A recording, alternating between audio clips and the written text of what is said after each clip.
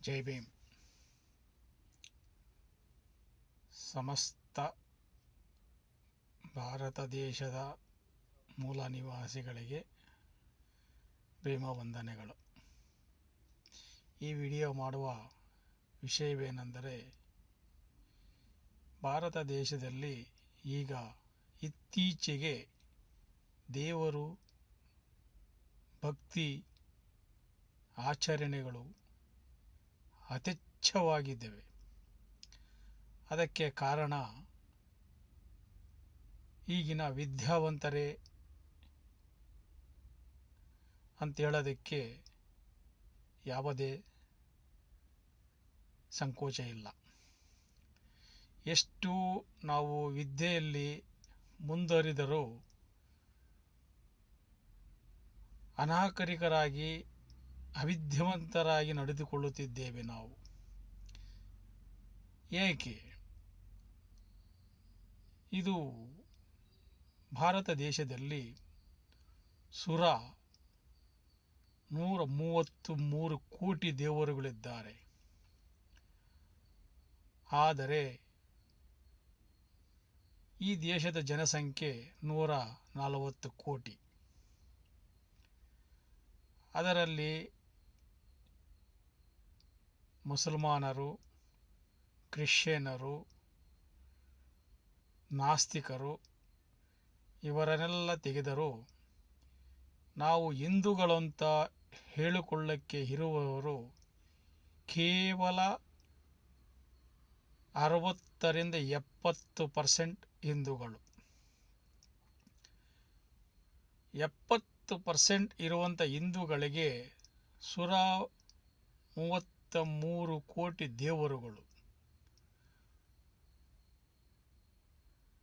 ಹಾಗಿದ್ದರೆ ಒಂದು ಮನುಷ್ಯನಿಗೆ 2 ದೇವರುಗಳು ಆಶೀರ್ವಾದ ಮಾಡಬೇಕು. ಆಗಿರಬೇಕಾದರೆ ಕಾಶ್ಮೀರದಿಂದ ಕನ್ಯಾಕುಮಾರಿವರೆಗೂ ಬಡತನವೇ ಇಲ್ಲದೆ, ಯಾವುದೇ ಕಷ್ಟ ಕಾರ್ಪಣ್ಯಗಳಿಲ್ಲದೆ ಸುಖ ಸಂತೋಷಗಳಿಂದ ದೇಶ ಇರಬೇಕು. ಆದರೆ ಈ ದೇಶದಲ್ಲಿ ಈಗಲೂ ಕೂಡ 30% ಜನ ಒಂದೊತ್ತು ಊಟ ಇಲ್ಲ, ಮೈ ತುಂಬ ಬಟ್ಟೆ ಇಲ್ಲ, ಇರಲಿಕ್ಕೆ ಮನೆ ಇಲ್ಲ, ದುಡಿಯಲಿಕ್ಕೆ ಜಮೀನಿಲ್ಲ, ಉದ್ಯೋಗ ಇಲ್ಲ. ಇಷ್ಟು ಹೀನಾಯ ಪರಿಸ್ಥಿತಿಯಲ್ಲಿರುವಂಥ ಜನಗಳಿಗೆ ನಾವು ಪೂಜೆ ಮಾಡುವಂಥ ದೇವರುಗಳು ಏನು ಕೊಟ್ಟಿದ್ದಾರೆ?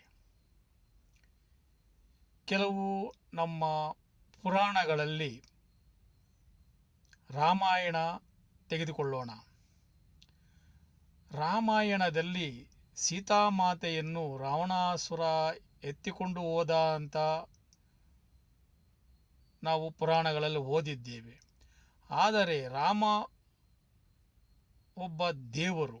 ಆ ದೇವರಿಗೆ ತನ್ನ ಪತ್ನಿಯನ್ನು ತೆಗೆದುಕೊಂಡು ಹೋದಂಥ ರಾವಣಾಸುರ ಅನ್ನೋದು ಗೊತ್ತಿಲ್ಲವೇ? ಮಾಯಾ ಜಿಂಕೆ ಬಂತು ಅಂತ ಹೇಳ್ತಾರೆ. ಆದರೆ ಆ ಜಿಂಕೆ ಮಾಯಾ ಅನ್ನೋದು ರಾಮಚಂದ್ರ ಪ್ರಭುವಿಗೆ ಗೊತ್ತಾಗಲಿಲ್ಲವೇ? ಇವೆಲ್ಲ ಗೊತ್ತಾಗದಿದ್ದರೆ ಅವರು ಹೇಗೆ ದೇವರಾದರು? ಹಾಗೂ ರಾಮಚಂದ್ರ ಪ್ರಭು ಕಾಡಿಗೆ ಹೋದಾಗ ಕಾಡಿನಲ್ಲಿರುವಂಥ ಸಾಧು ಮೃಗಗಳನ್ನು ಬೇಟೆಯಾಡಿ ಅವರು ಜೀವನ ನಡೆಸುತ್ತಾ ಇರ್ತಾರೆ. ಇದು ವಾಲ್ಮೀಕಿ ರಾಮಾಯಣದಲ್ಲಿ ಬರೆದಂಥ ವಿಷಯ. ಏಕೆಂದರೆ ನಾನು ಓದಿರೋ ವಾಲ್ಮೀಕಿ ರಾಮಾಯಣದಲ್ಲಿರುವಂಥ ವಿಷಯ ಮಾತ್ರ ನಾನು ಮಾತನಾಡಬಲ್ಲೆ.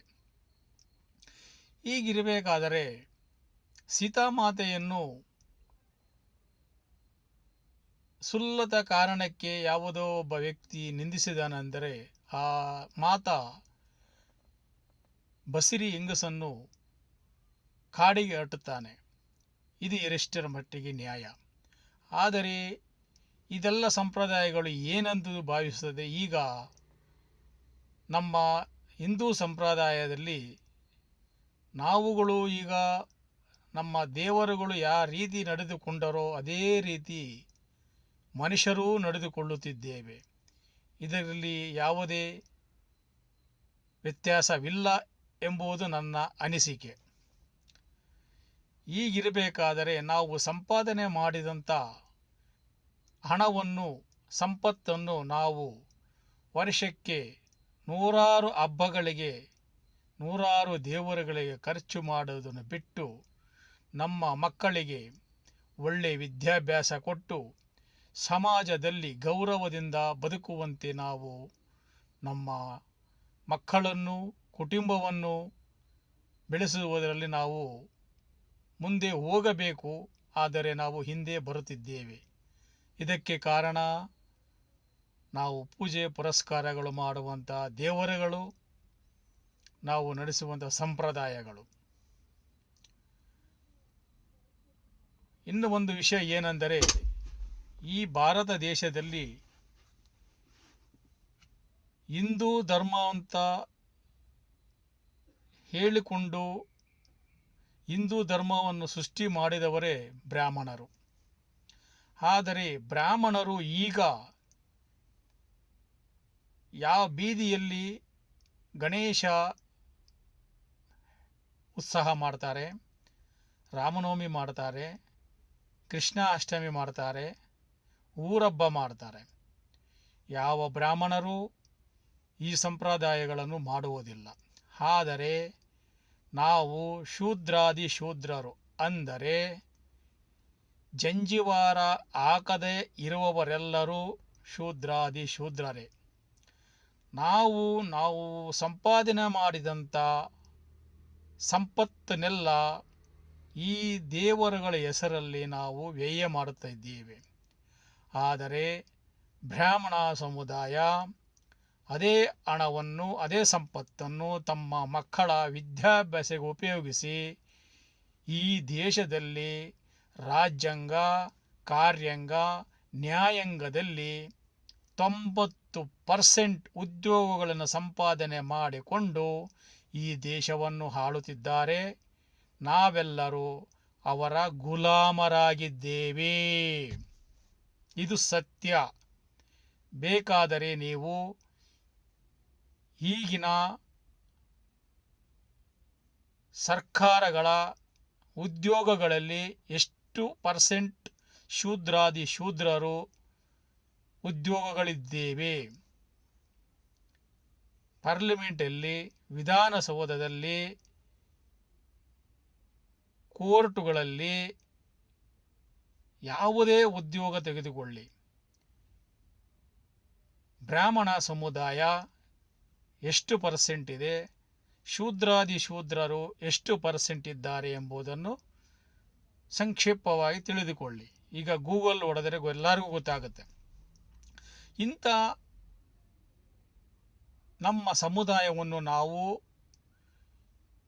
ಮೇಲೆ ಬೆಳೆಸುವಂತಹ ವಿಷಯಗಳನ್ನು ಬಿಟ್ಟು ನಾವು ಕೆಳಗೆ ಹೋಗುವಂಥ ಸಂಪ್ರದಾಯಗಳನ್ನು ನಾವು ಆಚರಣೆ ಮಾಡಿಕೊಂಡು ನಾವಿದ್ದರೆ, ಆದರೆ ಬ್ರಾಹ್ಮಣ ಸಮಾಜ 3% ಇರುವ ಸಮಾಜ ಈ ದಿನ ದೇಶದಲ್ಲಿ ಉನ್ನತ ಸ್ಥಾನದಲ್ಲಿದೆ.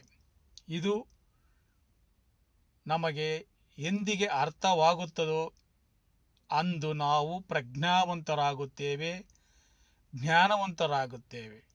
ನಮ್ಮ ಸಮಾಜದಲ್ಲಿ ಬಾಬಾ ಸಾಹೇಬ್ ಅಂಬೇಡ್ಕರ್ ಅವರನ್ನು ಪ್ರತಿಯೊಬ್ಬರೂ ನೆನೆಯುತ್ತೇವೆ. ಆದರೆ ಅವರ ತತ್ವಗಳನ್ನು ಯಾರೂ ಅಳವಡಿಸಿಕೊಳ್ಳುತ್ತಿಲ್ಲ. ಬಾಬಾ ಸಾಹೇಬ್ ಅಂಬೇಡ್ಕರ್ ತತ್ವಗಳನ್ನು ಅಳವಡಿಸಿಕೊಂಡು ಅವರ ಕೊಟ್ಟಂಥ ಸಂವಿಧಾನವನ್ನು ಓದಿಕೊಂಡು ಈ ದಿನ ಬ್ರಾಹ್ಮಣ ಸಮಾಜವು ದೇಶದಲ್ಲಿ ಉನ್ನತ ಸ್ಥಾನದಲ್ಲಿದೆ.